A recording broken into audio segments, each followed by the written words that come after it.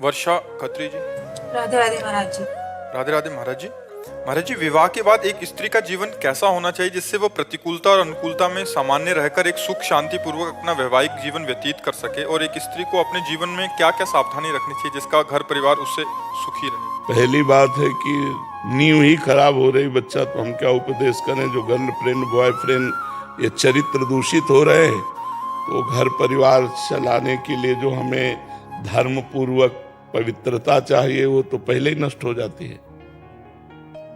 आज का जो समय है बच्चा, अब हम ये नहीं कहते कि नहीं होंगी या नहीं होंगे, ऐसे बच्चे बच्चियां होंगी जो पवित्र होंगे, लेकिन मुश्किल है, मुश्किल।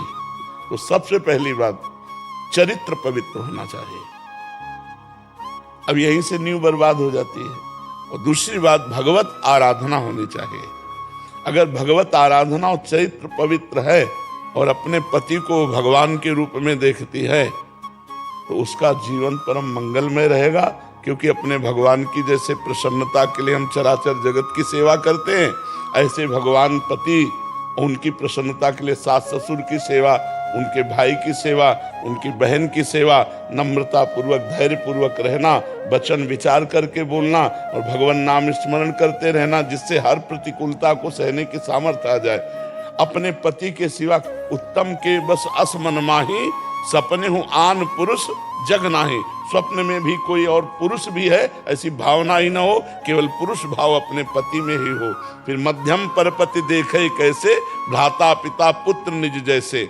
जो दूसरे कोटि की पतिव्रता है वो समान वाले को भाई, बड़े वाले को पिता, छोटे वाले को पुत्र के समान कभी पुरुष रूप में काम भाव से वो देख ही नहीं सकती है। तो अपने को चाहिए कि हम हमारे यही जवान रुक जाती है कि जब नींव ही खराब है तो क्या उपदेश करें। कोई विरला ही ऐसा होगा जो अपने चरित्र को बचावे। हमको एक सिद्धांत सुनाया गया था कि धन नष्ट हुआ तो कुछ नहीं नष्ट हुआ, स्वास्थ्य नष्ट हुआ तो कुछ नष्ट हुआ, और चरित्र नष्ट हुआ तो सब कुछ नष्ट हो गया है। अब उल्टा है, तो चरित्रवान ही चाहे पुरुष हो चाहे स्त्री हो वही सदगृहस्थ है।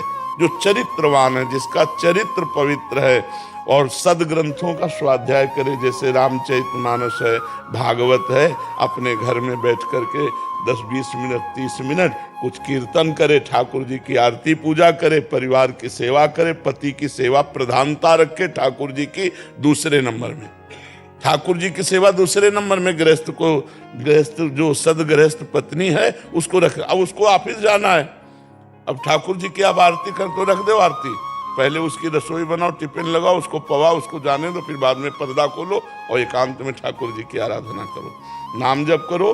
अपने पति को भगवान का स्वरूप समझे, पर पुरुष की तरफ दृष्टि न रखे, और धैर्य पूर्वक पति की प्रसन्नता के लिए सास ससुर की सेवा करे, पति के परिवार के अनुकूल रहे धर्म पूर्वक, तो उसे गृहस्थ में रहते हुए भगवत प्राप्ति हो जाएगी। जो अपने पति को भगवान समझती है वो त्रिकालज्ञ हो जाती है, त्रिकालज्ञ हो जाती है। महाभारत में प्रसंग आया, एक कश्यप नाम के ऋषि थे, वो तपस्या कर रहे थे, तो एक पेड़ में बगुली आके बैठी, ऊपर बीट कर दिया, उन्होंने गुस्सा से देखा वो भस्म हो गई, उनको लगा हम बड़े सिद्ध हो गए। तो एक घर में भिक्षा मांगने के लिए गए, भिक्षाम दे, तो एक देवी निकली, पतिव्रता थी, उन्होंने कहा महाराज कुछ मिनट ठहरो, अभी मैं आई। और उधर दूसरे दरवाजे से उसके पति आ गए, तो पति की अगवानी की, चरण पखारे, बैठाला, थोड़ा जल पिलाया, फिर कहा भगवान आपके घर में संत आए हुए हैं तो उनको हम भिक्षा दे आए। उनका अवश्य अवश्य।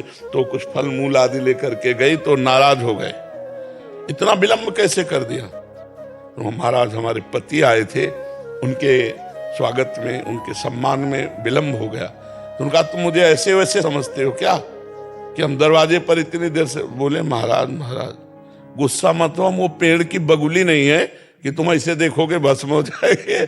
वो कश्यप जी कांप गए कि ये बात एकांत की हमारे सिवा और कौन जानता है। तो बोले देवी तुम कैसे जान गए? बोले अपने पति की सेवा के प्रभाव से मैं त्रिकालज्ञ हूँ, भूत भविष्य वर्तमान तीनों काल का ज्ञान है।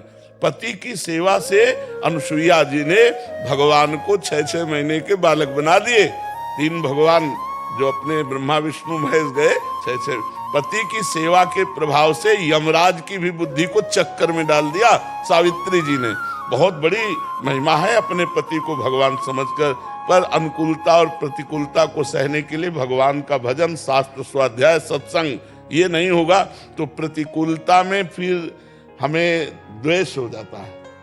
अनुकूलता में तो राग होता है, प्रतिकूलता में द्वेष हो जाता है। राग द्वेष नहीं, प्यार होना चाहिए। प्रेम में देना ही देना है, लेने की भावना नहीं होती, सुख देने की भावना होती प्रेम में। तो अपने पति से प्रेम करे भगवत भाव से, और नाम जप करे, सत्संग सुने, शास्त्र स्वाध्याय करे, बहुत बढ़िया सदगृहस्थी पार हो जाएगी और भगवान को प्राप्त हो जाएगा।